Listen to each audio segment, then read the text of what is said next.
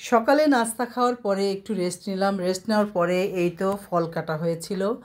রাইসা অনেকগুলো ফল কেটেছিল, পেয়ারা, আপেল, কমলা, আঙ্গুর সব আস্তে আস্তে বসে বসে, সাথে একটু ঝালমরিচ বানিয়ে নিয়ে আসলো, মানে ঝালমরিচ আর লবণ আর কি একসাথে, সাথে একটু চাট মশলাও ছিল, সব একসাথে মেখে দিল। বাস একদম খুব মজা করে ফলগুলো খেলাম। খেয়ে আবার আরও রেস্ট নিলাম, কারণ সকালে এত খাবার খেয়েছিলাম।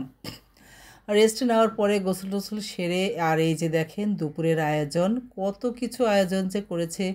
মুরগির রোস্ট, চিংড়ি ভুনা, ডিমের মালাইকারি, আর ছিল গরুর মাংস, সব অনেক খাবার ছিল। মানে এত খাবার খাওয়া যায় নাকি? সকালবেলা এত হেভি খাবার খেয়েছি, তারপরে এখন এই দুপুরবেলা আর এই যে সালাদ ছিল সাথে, কি করব তাও খেয়ে এখন বেরিয়ে যাব, কারণ ঘরে বেড়াতে এসেছি খুলনায়। কারণ সারাদিন যদি শুধু খাওয়া দাওয়া করি আর ঘরেই থাকি তাহলে কেমন হয় বলেন তো?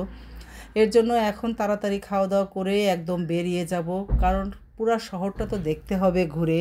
আর তা না হলে সময় পার হয়ে যাবে, কিন্তু ঘুরে দেখার হবে না। আর এই যে সাহেবের প্লেটেও দিয়ে দিলাম, আর আমার প্লেটেও নিয়ে নিয়েছিলাম চিংড়ি, বেশ বড় বড় চিংড়ি। খুলনায় এসে যদি চিংড়ি খাওয়াই না হয় তাহলে কেমন হয়?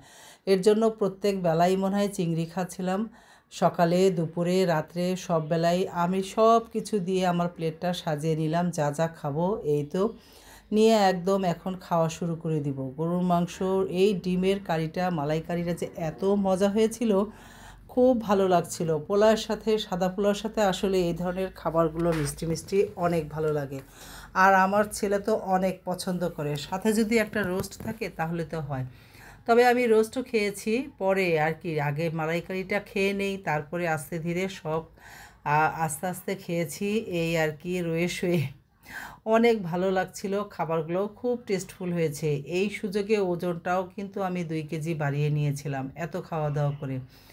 আর এখন ঢাকায় এসে ভয়েসটা তো পরে দিচ্ছি, আগে তো খাবার খেয়েই নিয়েছি, এখন ওজন কমাতে গিয়ে খুব হিমশিম খেতে হচ্ছে।